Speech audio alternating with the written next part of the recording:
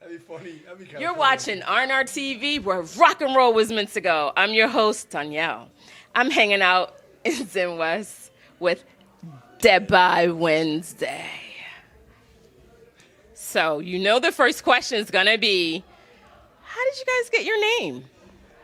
The name was sort of happened while traveling, because when you're on tour for a long period of time, by the middle of the week, you are... Dead by Wednesday. Oh, she got it. It's very simple, actually. And then we sort of turned it into like the whole thing with like Wednesday Addams logo, like death, you know, like what you were saying before, like death by Wednesday, like as a person, and kind of like it wasn't meant that way, but it sort of turned into that. But it was more of just a touring expression, kind of. You know? Okay. So now I'm going to introduce to you the band members. Esteban, and I'm the vocals. Opus, and I'm the drummer. Mike, bass player.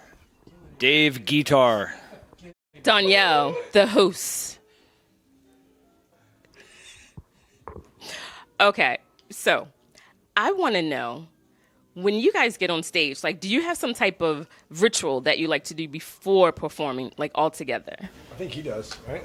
Yeah, I normally, it's kind of weird, but I vaporize my face and I do warm-ups by singing country music. Interesting. I just do like normal drumming warm-ups where I just kind of just like get my feet going, my hands going, sort of warm up, stretch my wrists. That's pretty much about it, you know. And you? Not really. I wake up, I'm ready to play. He doesn't need to. I know your face is very moisturized, by the way. Thank you. I take care of it. I practice black magic. Really? I can see into the future. I warm up on my guitar. Scales, man. Scales. Okay. So some of you have rituals and some of you don't. Which particular song do you all kind of zone in together? Like, if you look around, everyone is like... I would say every song. When we're playing live, we really lock in and connect, especially when you're on tour. By like second, third, fourth, fifth show, you're just like on a machine, like a machine on fire, you know? But, I mean, I don't know. What song do you think we lock in most? Swans is really fun. It's like our show closer. And normally by that time, the energy's already revved up and we have people pulled into the pit. And then we just punch them right in the face with our 1, song. 2, punch. Boom, boom, boom, boom. Anybody jumping into the pit? Yeah, there's usually people. I mean, not us. Well, him sometimes. But yeah, there are people in the pit. Yeah. Usually. Have you ever had anyone from the pit, like, climb on stage? Well, homeboy over here likes to climb down and get with the crowd, so we try to get a circle pit going. Got to get the wall of death tonight there, Esteban. So, yeah.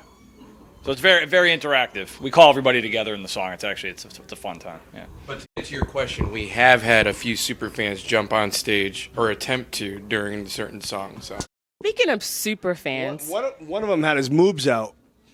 speaking of super fans, have you ever had anyone like follow you from town to town without you knowing? Without us knowing?